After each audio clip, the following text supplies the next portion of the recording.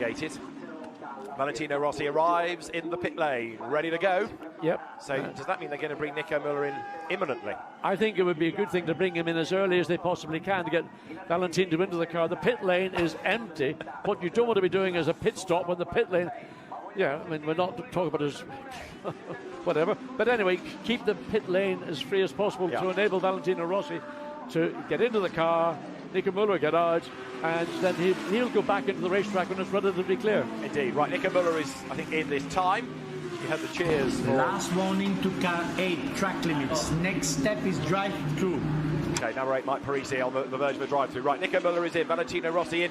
It's not often in GT World Challenge that you hear the crowd cheer for a driver when he arrives in the pit lane. Valentino gets that honour, and he's about to get into the car. So he'll open the door and assist. There's a netting, which is a safety netting, which he then quickly released.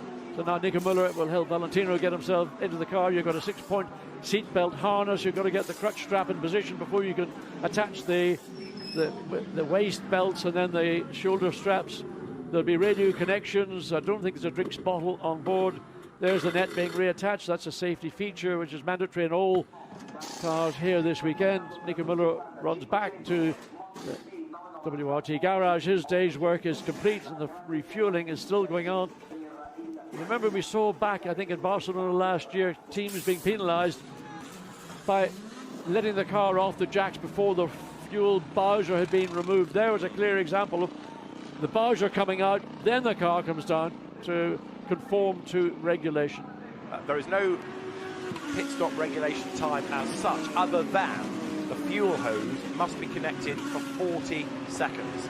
So whatever else you do, the fuel hose must be connected for 40 seconds. Rossi leaves the pits, he's on track. And he's got clear track. Yeah. Nobody behind him immediately, and nobody obviously directly ahead of him. The leaders have just come through the first 4 cars, but there is Valentino Rossi, first racing lap, and well, let's enjoy it.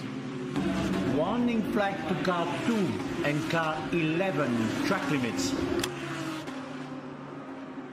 Now there is Valentino Rossi then, so of course the car drops down the order, but as everybody else cycles through their pit stops, then he will of course gain back places, and as John makes the point, with a clear road ahead of him, he can really push now. Yes, he can, and that's a great way to let him build confidence, get back into a race, or start a race, I should say, up the hill into Perrotella. And look at the concentration on his face, the eyes. I mean, well, there's a couple of blinks in a couple of seconds.